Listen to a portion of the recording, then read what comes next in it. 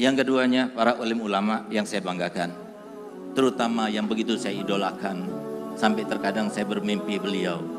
Sehingga kadang-kadang saya berpikir, kenapa saya bermimpi Ustaz Abdus Somad ya? Saya kan bukan termasuk LGBT juga gitu. Tapi kok cinta? Apa karena saking cintanya kepada beliau? Ternyata saya baca di Pentadbir Mimpi, orang kalau mimpi orang yang ngetop bakal ngetop juga katanya. Masya Allah. Ini salah satu yang bertentangan dengan doa daripada saya punya abah Ustaz Abdus Somad. Di mana ayah saya berkata begini, kalau bisa kita jadi orang yang tidak dikenal. Kalau harus jadi wali, wali yang mastur. Tapi ternyata sekarang ini, jangankan Ustaz Abdus Somad, saya sendiri turun dari pesawat selfie, mau naik pesawat selfie, kemana-mana selfie. Biasanya saya itu makan di warung-warung, sekarang nggak bisa. Kenapa? Mau selfie duluan. Semoga kedekatan saya kepada beliau ini, walaupun dalam mimpi, membawa keberkahan bagi kami. Tapi yang pasti, saya saja yang sangat jelek akhlaknya, yang sangat tidak baik ini, begitu bangga luar biasa. Berterima kasih sangat luar biasa kepada Ustaz Abdus Somad. Kenapa? Berapa banyak orang bertobat di tangan beliau. Berapa banyak orang yang mendapatkan hidayah berkat beliau. Berapa banyak orang yang kemudian berubah akhlaknya berkat beliau. Bagaimana kalau Nabi kita Muhammad SAW nanti? Syukurnya kepada mereka, sehingga pantas dikatakan oleh Imam Nawawi, kalau bukan para ulama, para aulia, siapa lagi? Alhamdulillah pada hari ini juga kita kedatangan banyak para ulama. Ada Ustaz Abdus Somad, ada Ustaz Dari Sulaiman, ada Ustaz Fadlan, Masya Allah, yang saya pernah berkolaborasi bersama beliau, tapi nggak pernah berjumpa dengan beliau, tapi hanya di dalam video saja ada saya. Alhamdulillah sekarang ketemu bersama beliau. Yang penting, ikhwani wal aizza, saya hanya ingin membawa 2 poin. Kalau beliau 5 poin, saya 2 poin saja, saya minta waktunya. Yang pertama, ada satu mimpi yang perlu disampaikan kepada antum semuanya. Di mana mimpi itu terkait dengan mimpi Nabi Muhammad. Di dalam hadis Sahih Bukhari, berarti hadis itu sahih. Terkait dengan mimpi Nabi Muhammad, man ra'ani fil manat faqad ra'a haqqan. Fa inna syaitan la yatamassalu bi. Barang siapa mengimpikan aku dalam tidurnya, berarti dia itu telah melihat sebuah kebenaran, karena setan itu tidak mungkin akan menyerupai aku.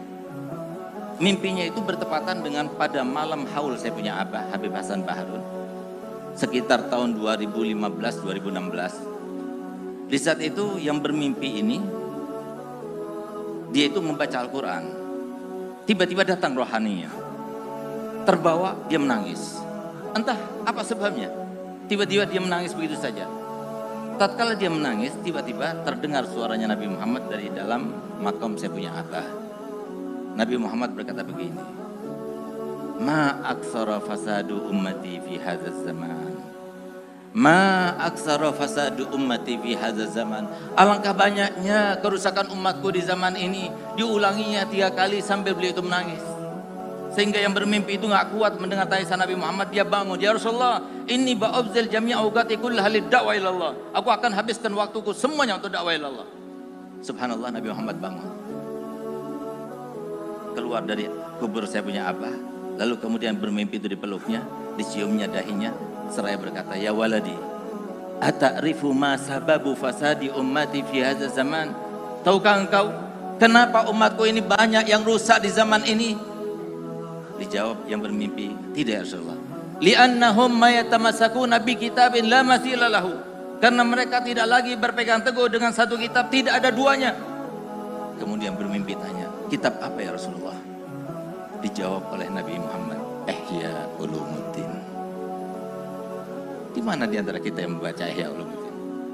Di mana diajarkan Ihya Ulumuddin? Diajarkan Ihya Ulumuddin di pondok-pondok pesantren.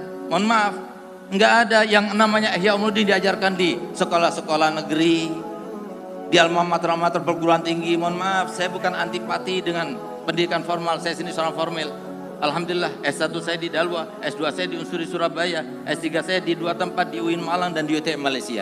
Dan alhamdulillah di UIN Malang selesai hanya dalam waktu 3 tahun dengan predikat cum laude. Alhamdulillah. Tapi saya mencari gelar doktor ini bukan untuk menjadi seorang dosen atau guru besar, tidak, tapi hanya sebagai senjata dakwah. Kalau saya berkata begini, kapasitas saya sebagai seorang kiai saja, pasti ada yang nyeletuk di sana. Walaupun saya yakin itu bukan pikirannya, tapi bisikan setan yang ada dalam pikirannya. Oh, itu kan Habib itu punya pondok. Maksudnya dia ngomong begitu itu biar pondoknya itu penuh. Tapi kalau saya sendiri seorang kiai, saya sendiri seorang Habib, saya sendiri seorang doktor, saya sendiri seorang rektor, mau bilang apa? Hanya ingin sampaikan. Kenapa Nabi Muhammad menyampaikan demikian? Karena satu-satunya bisa menyelamatkan kita dan anak-anak kaum muslimin hanya ilmunya Nabi Muhammad.